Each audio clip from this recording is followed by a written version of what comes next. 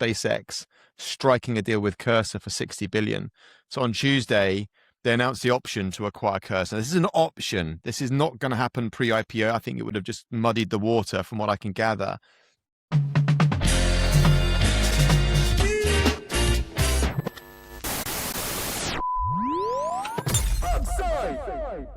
But this is looking at a $60 billion valuation deal later this year. Sorry, $6 billion price point, actually, or to pay $10 billion if they break the contract just for the privilege of working with them. But this, looking behind the scenes, is not $10 billion in cash. It's $10 billion in compute access, I think, mostly. So there's some other, from what I can gather, some contractual finaglings that make this quite an attractive deal for SpaceX. The deal preempted a $2 billion Series D, which was hours from closing at $50 billion pre-money.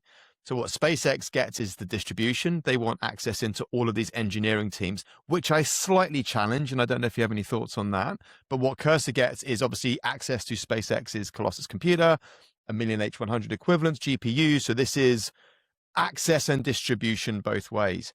One thing I didn't realize was that Cursor looks like they've got a $2 billion annualized run rate.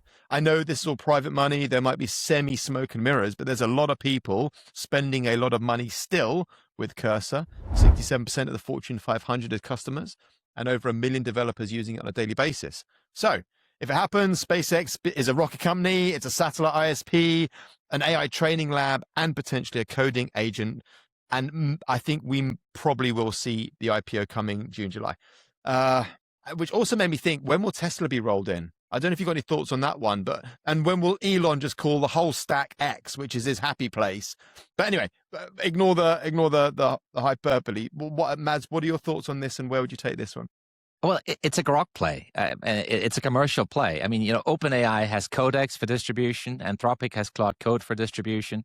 xAI has nothing. There's no application at the front. And so they need to buy one. And Cursor is xAI's coding front door. And the point is to distribute the AI model they've been building. Now, Elon Musk, he launched xAI as an ideological play, right? He was not happy with the way OpenAI was developing, and he's not very happy with Anthropic either.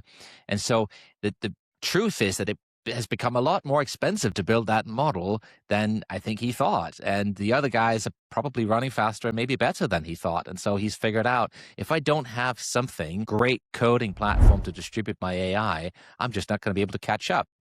And actually, I think the coding as the monetization path is a good bet, and I think it's a clever strategy for both parties. Point, though, at that price? Well, look, to some extent, it may be funny money. SpaceX is IPOing for what, $1.7 trillion. Is it 1.7 now? Yeah. Every time we hear it's gone up. What is 50 billion there? Yeah. If that's the play that gets you in the AI race. Don't forget, you have Anthropic and OpenAI raising at $800 to $900 billion. And so this is possibly the thing that could save xAI and grok as having any relevance. I mean, otherwise, what is it? It's a place that you go and you get, a nice way to analyze the data on X, which is not a bad thing to do, but it's just a small niche compared to coding. Yeah, okay. So again, frontier labs are becoming application companies, and that's exactly the same thing we're seeing here. Yeah. We'll see how this plays out.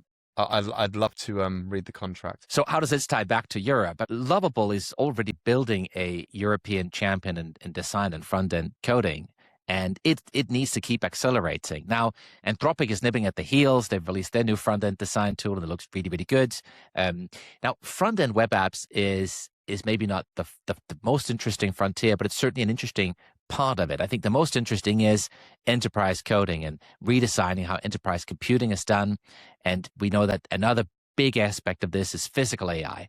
And so the next enterprise stack runs in robotics and factories and vehicles, etc. And again, it's about applying the AI to the real world. And I think there's a great opportunity there.